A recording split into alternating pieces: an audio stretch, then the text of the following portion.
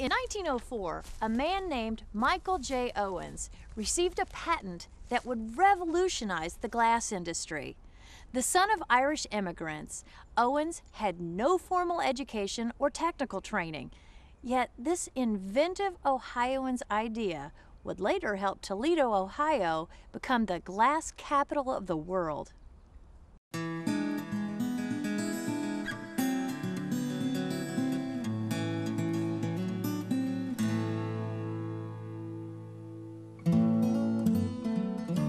In the late 1800s, Toledo leadership hoped to capitalize on local natural resources to attract new businesses and cultivate a glass industry.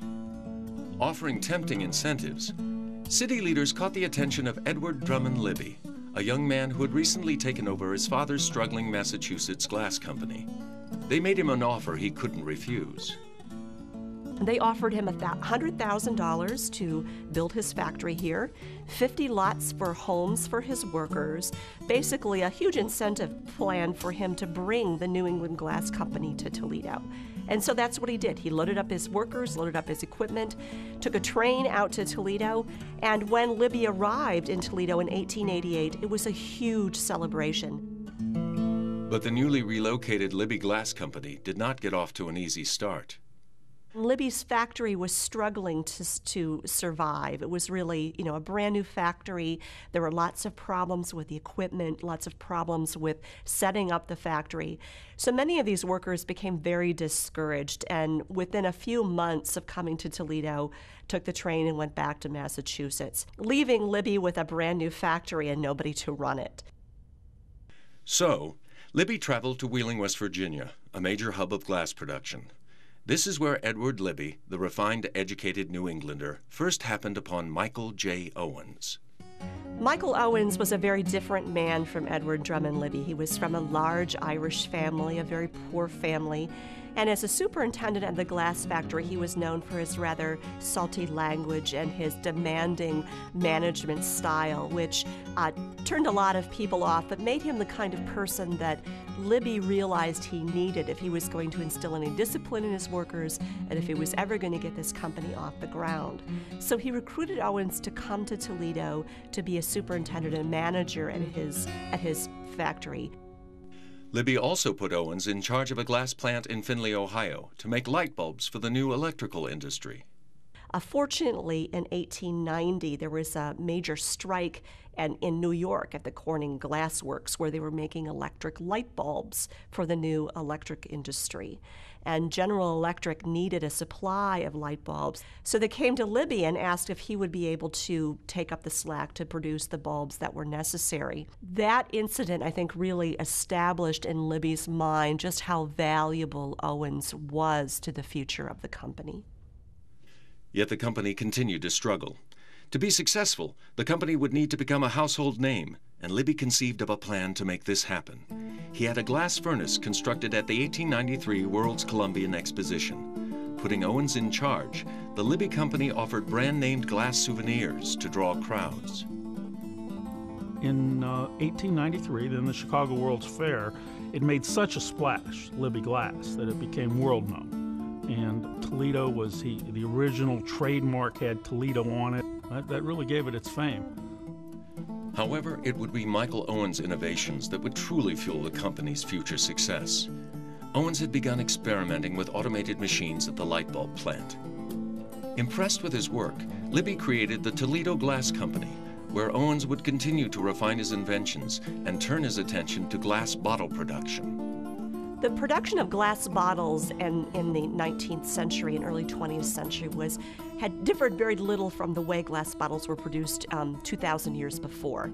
It was basically, you had a skilled glass blower, and you had his assistants were often young boys called blower's dogs, and they were anywhere from 10 to 15 years old, and there were usually 5 or 6 of them that worked with a single glass blower. One of the most extensive uses of child labor at the time, glass production was labor-intensive, and it was young boys charged with the hardest, most dangerous work Michael J. Owens knew all too well. Since he had been in this business since he was 10 years old, just how dangerous it was for young boys like himself to be doing this kind of work. So he envisioned a machine that would look like a blowpipe. It would blow glass out into a mold, and then the piston would reverse, and it would, make sure that the entire mold was filled with the molten glass.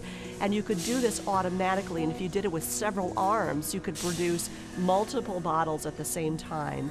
It was a very simple idea, but it took Owens a very long time to perfect the technology to make this automatic bottle machine successful. Once Michael Owens perfected the bottle machine, its use helped end child labor in the glass industry. Cheaper, quicker production methods also brought about another transformation. Michael Owens' automated bottle machine really revolutionized the industry. It was the first change in probably 4 centuries in glass making. It was somewhat evolutionary. I mean, Michael had done some things with glass molds and some automated molds and things like that, but it was also very revolutionary. His final automated machine was totally automated and quite a change. And it took, for example, a factory, a hand-blowing bottle factory at the time, could probably at best produce about 3,600 bottles. His first operational machine, Machine A, could do about 17,000 bottles in a day. And then the reduction of costs caused something very unusual to happen. People started to use glass bottles. By producing cheap, uniform bottles, the automatic bottling machine made possible the distribution of foods at greatly reduced costs and helped create a boom in the beer, pharmaceutical, and other industries. The soda industry would not have been possible without it. Eventually, the Owens Bottle Machine Company was created to begin manufacturing the machines to sell to companies. And later, the new Owens Bottle Company began making bottles themselves.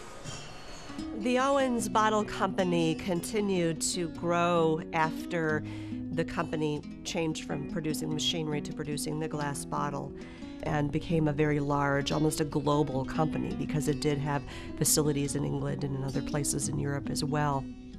Unfortunately, Owens himself died at a very young age. He was only 64 years old. Owens' invention was not simply the result of inspired genius. An entrepreneur as well as inventor, Michael J. Owens worked with engineers and technicians and had the support of Libby Capital to make the bottle machine a success. And what I find very interesting about Owens is the way that he bridged the world between the worker in the glass factories and the owner of and operator of glass industry. Libby brought the glass industry to Toledo, but Owens made it successful, and I think they probably both recognize that.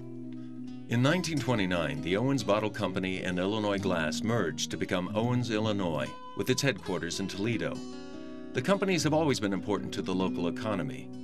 Today, the manufacturing base is gone. However, Toledo continues as the company's global headquarters and will always be known as the glass capital of the world.